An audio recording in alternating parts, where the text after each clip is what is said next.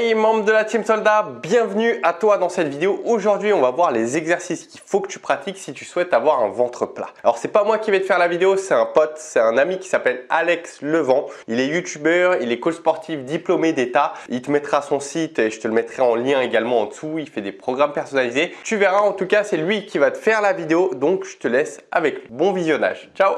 Merci Al pour ton introduction et oui, aujourd'hui je vais te parler de top 5 des exercices pour avoir un ventre plat. Il faut faire attention à son alimentation évidemment pour avoir un ventre plat et donc perdre de la masse graisseuse, mais il faut aussi renforcer la sangle abdominale et c'est ce dont je vais te parler aujourd'hui.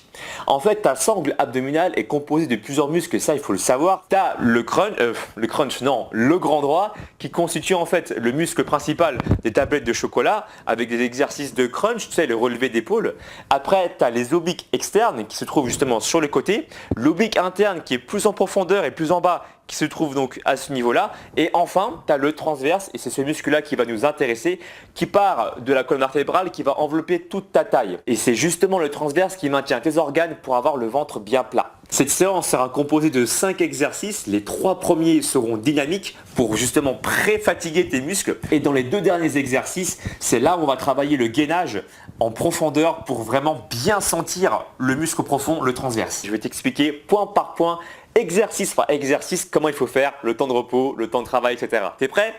C'est parti. 1 minute par exercice, 10 secondes de pause entre chaque exercice et tu vas faire ce circuit training là 2 fois, donc en tout 10 minutes. C'est parti.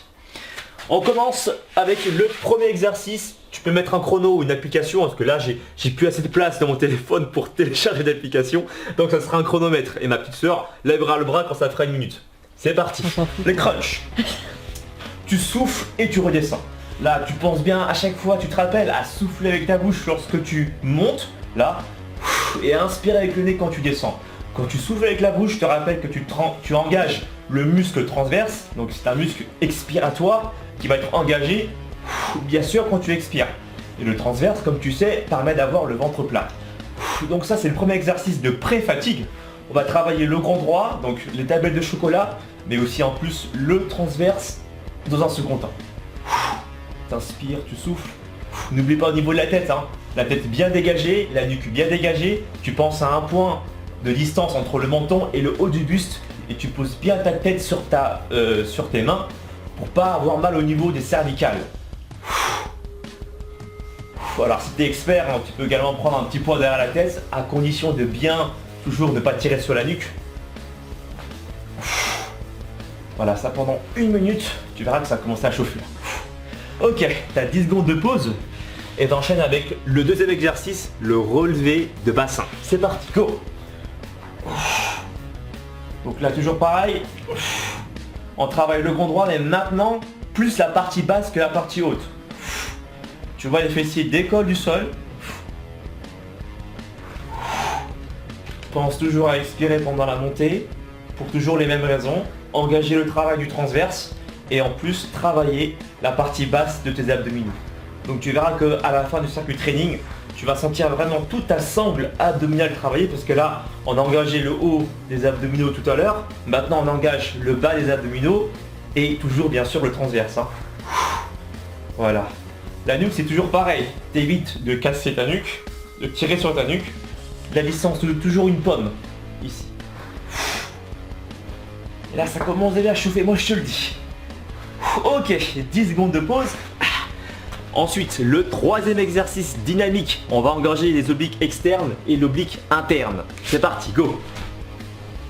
Là, tu vois, tu fais des rotations de bassin comme ça. Les rotations de bassin, je te rappelle que là, tu travailles les obliques externes et l'oblique interne. Donc, principalement, les obliques internes, les muscles situés au niveau des poignées d'amour. Alors, tu as 2 options. Soit tu gardes les doigts derrière la tête comme ça, ou soit tu poses ta tête sur le sol si tu as vraiment mal au cou et tu peux poser tes mains là juste en dessous de tes fesses au cas où. Bien sûr pendant le mouvement tu penses à décrisper tes épaules parce qu'on a tendance à rester crispé, tu vois. Et là je peux te dire que tu sens bien au niveau des muscles situés au niveau des poignées d'amour, là c'est très efficace. Et là après cet exercice tu vas voir que tu vas bien sentir tes abdominaux là. Ok, 10 secondes de pause. Et on attaque le 4e exercice. Donc les exercices de pré-fatigue sont terminés. On passe au gainage. C'est parti, go.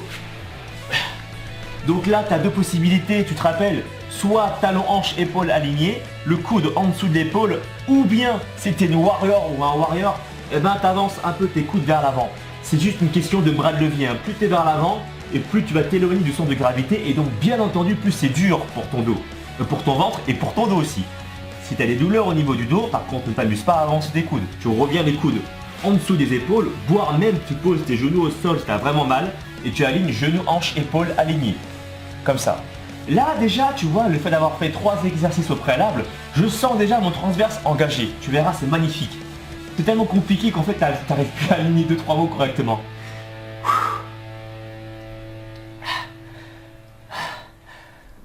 Ok, 10 secondes de pause. Et là, tu vas enchaîner avec le dernier exercice. Donc le gainage avec la rotation de bassin. On est parti ici. Souffle. Et tu reviens. Tu souffles et tu reviens. Ouf. Donc là pareil, tu vas engager les obliques externes et internes. Tu vas travailler le gainage en profondeur avec le muscle transverse qui s'engage. Et si tu as vraiment du mal, eh ben, tu poses tes genoux au sol et tu lèves légèrement ton genou vers le haut, tu vois, en ouvrant un peu le pied. Regarde la position de mes jambes. Tu vois, j'ouvre un peu les pieds, tu verras que ça sera un peu plus facile et ça suit le mouvement naturel du corps. Souffle et inspire. Et si t'es chaud, eh ben, tu fais le mouvement complet sur la pointe des pieds. Voilà. Il y a un truc également qui marche bien, c'est de serrer tes muscles. C'est de serrer tes muscles entre tes omoplates pour aussi en même temps travailler les rhomboïdes. Les rhomboïdes, c'est les muscles